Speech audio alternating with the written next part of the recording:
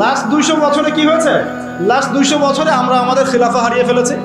মুসলিম যুবকরা নামাজ ছেড়ে দিয়েছে, সুন্নত ছেড়ে দিয়েছে, কোরআন থেকে আমরা দূরে সরে আসছি। ইসলামের দায়িত্ব দিয়ে দিয়েছি শুধু আলেম ওলামার কাঁধে, তারাই ইসলাম পালন করবে, আমরা এর মধ্যে নাই। ঠিক আছে, আমাদের মা বোনরা পর্দা ছেড়ে দিয়েছে। হাজারার মতো স্ত্রী নাই ঘরে, ইব্রাহিম ইসমাইলের মতো সন্তান হচ্ছে না, ইব্রাহিমের মতো পিতা নাই, সন্তান হচ্ছে না।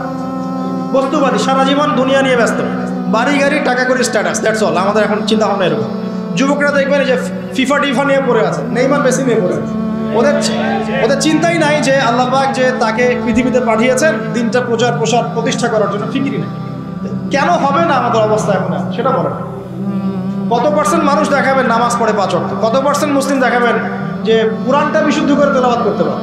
যে জাতি কোরআন তেলাওয়াত করতে পারে না, ওই জাতি বিজয় পাবে নাকি?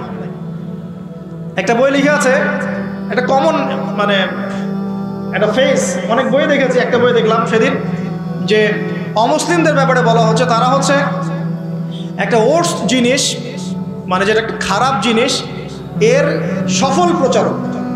আর মুসলিমদের ব্যাপারে বলা হচ্ছে মুসলিমরা একটা সুপিরিয়র একটা জিনিস তাদের কাছে আছে, মানে ইসলাম, এর ওর্স প্রচারক, মানে খারাপ প্রচারক। মানে বোঝাচ্ছে যে ইসলাম আমাদের কাছে আছে না, সবচেয়ে পিওর একটা জিনিস, এই পিওর জিনিসটার সবচেয়ে খারাপ প্রচারক আমরা। আর ওদের কাছে আছে নোংরা জিনিস, ওই নোংরা জিনিসগুলো সেরা প্রচারক করা। উল্টা, বুঝতে পারছি না। যত মতাদর্শ প্রচার করছে বস্তা পচা দর্শন, সব বস্তা পচা দর্শন, ওগুলোর খুব সফল প্রচারক তারা। আর আমাদের কাছে কোরআন সুন্নাহ আছে না, অভ্রান্ত সত্যের উৎস, আমরা এগুলোর প্রতিষ্ঠায় কিন্তু ততটা অগ্রগতি সাধন করতে পারি না। বাস্তব কথা, যা হচ্ছে এটা প্রয়োজনের তুলনায় নিতান্তই কম। যেদিন প্রয়োজন পূরণ হবে সেদিন ইনশাআল্লাহ অটোমেটিকলি আল্লাহ পাকের জমিনে দিন প্রতিষ্ঠা হয়ে যাবে। আর দিন প্রচার আর প্রতিষ্ঠা এক জিনিস নয়।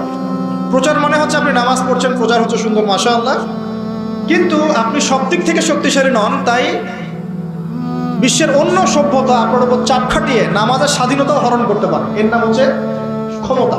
এই ক্ষমতা ওদের হাতে আছে, আমাদের হাতে নাই। প্রতিষ্ঠা অন্য জিনিস।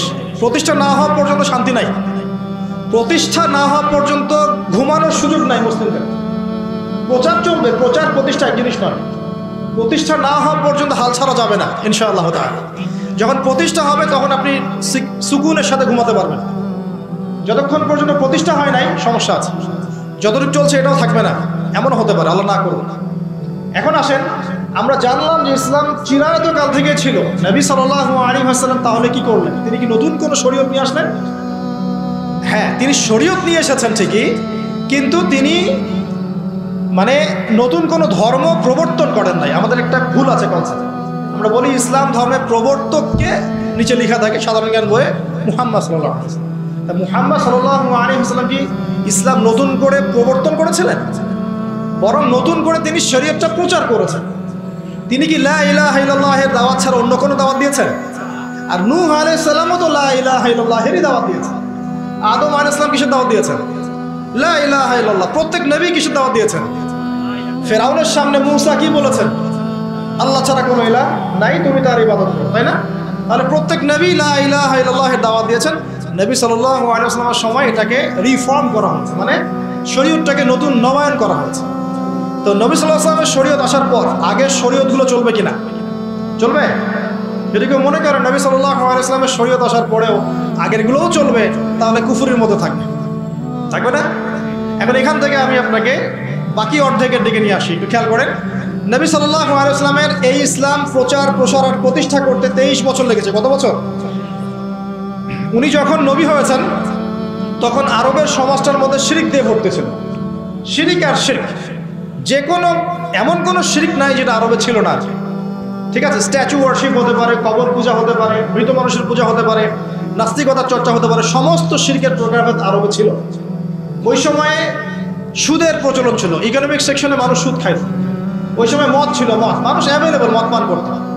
নারীর অবমাননা ছিল, মেয়েদেরকে দুটো মূল্যায়ন করা হবে। আর গোত্রীয় হানাহানি ছিল, মানে গোত্রে গোত্রে হানাহানি। একটু অবজার্ভ করেন, এই 5টা সমস্যা কি এখন নাই? এখনকার বিশ্বে নাই। বরং শিরকের এখন গ্লোবালাইজেশন হয়েছে, হয় নাই? ইকোনমিক সেকশনে সুদের গ্লোবালাইজেশন হয়েছে না? এখন একটা জায়গায় সুদ সীমাবদ্ধ নাই, সারা বিশ্বের মানুষ খাচ্ছে, খাচ্ছে না? মাদক কি একটা জায়গায় সীমাবদ্ধ আছে?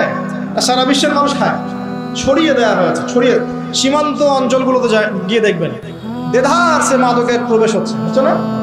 খাচ্ছে কারা? এই যে নেইমার আর মেসির ফলোয়ার যারা, খাচ্ছে না? খাচ্ছে। এরা কি মুসলিম না মুসলিম? এদের বাবা মুসলিম না মুসলিম?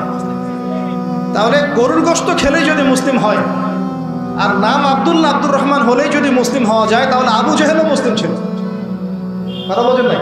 আবু জেহেলের নাম কি? আবুল হাকাম, জ্ঞানের পিতা। আপনাদের কি ধারণা যে আবু জেহেল আল্লাহ বিশ্বাস করতো না? আবুল লাহাব আল্লাহ বিশ্বাস করতো না? এটা ভুল ধারণা। আবু জেহেল, আবুল লাহাব, উতবা, শাইবা সবাই আল্লাহকে বিশ্বাস করতো। তারা বিশ্বাস করতো আল্লাহ বলে একজন আছেন, আল্লাহই জীবন দেন, আল্লাহই মারেন, এই বিশ্বাস ওদের ছিল। তারা কি মানতো না? আল্লাহ পাকের বিধান মেনে চলতে হবে, এটা মানত।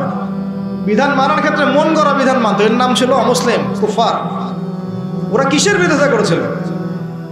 ওরা মুহাম্মদ সাল্লাল্লাহু আলাইহি ওয়াসাল্লামকে বলছে যে তুমি কি সুন্দরী নারী চাও? দিব, আমাদের সব সুন্দরী নারী তোমাকে বিয়ে দিবে।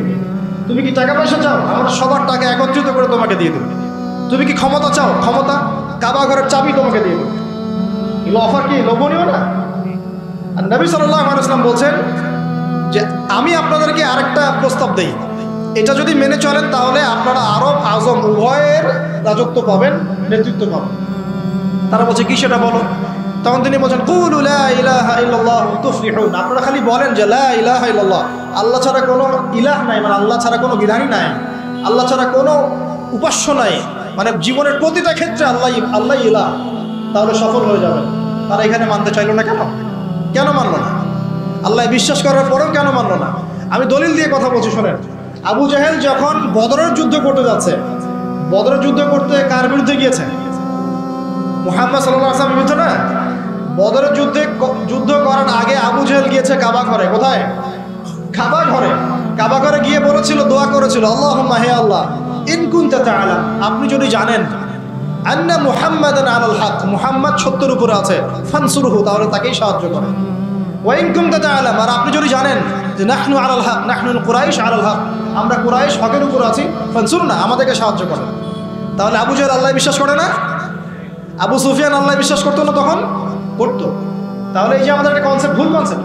তারা আল্লাহকে বিশ্বাস করতো, করার পরেও এই যে 5টা বড় বড় জাহেলিয়াত, এই জাহেলিয়াতে ছিল, যে জাহেলিয়াত এখন পুরো বিশ্বের মানুষই আছে। এখনো মুসলিম উম্মার মধ্যে বহু মানুষ আছে আল্লাহ ঠিকই বিশ্বাস করে, আল্লাহ বলে একজন আছে ঠিকই বিশ্বাস করে, কিন্তু সুদ ছাড়তে পারে না, ঘুষ খাওয়া বন্ধ করতে পারে না, দুর্নীতি ছাড়তে পারে না। বহু মানুষ আছে দেখবেন যে বলে যে আমরা তো মুসলিম, তোমরা কি একাই মুসলিম? আমরাও তো মুসলিম। কিন্তু যখন বলবেন যে আল্লাহ পাকের দিনটা প্রসার হোক, প্রতিষ্ঠা লাভ করুক, দেখবেন গায়ে চুলকানি শুরু হয়ে গেছে। তাহলে এরা কোন শ্রেণীর মুসলিম? ওই যে আব্দুল্লাহ বিন উবাই শ্রেণীর মুসলিম। কোন শ্রেণী? আব্দুল বিন উবাই আবার কে? এই বেটা আবার কে?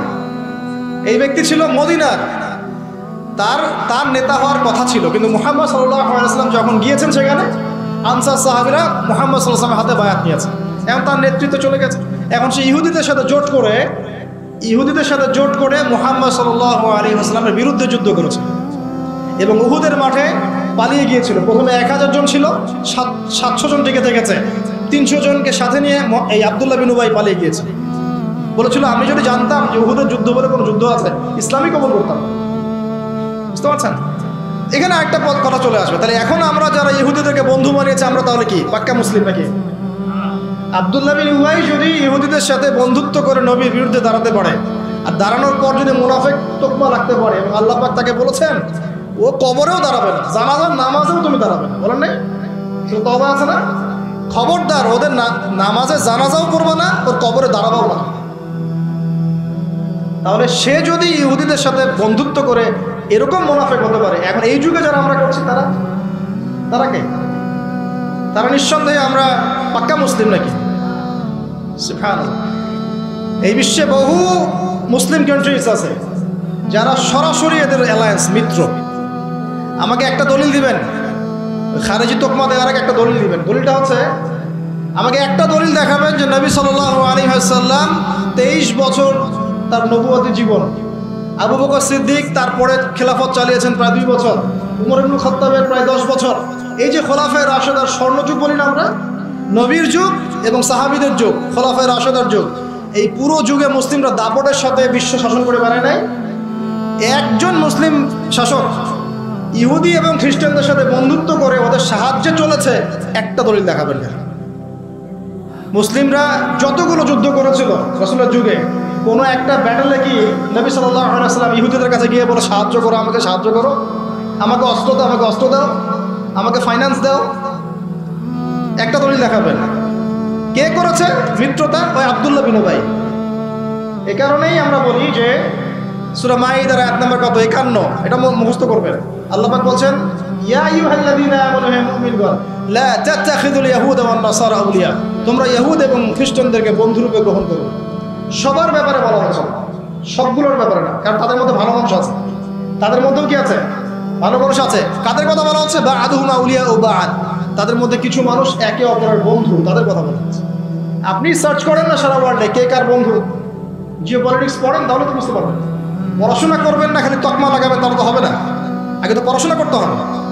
জিও পলিটিক্সের জিও জানেন না, ইকোনমিক্সের ইও বোঝেন না, পেট্রো ডলারের পিও বোঝেন না, তকমা লাগানোর বেলা লাগানো আছে। সুবহান।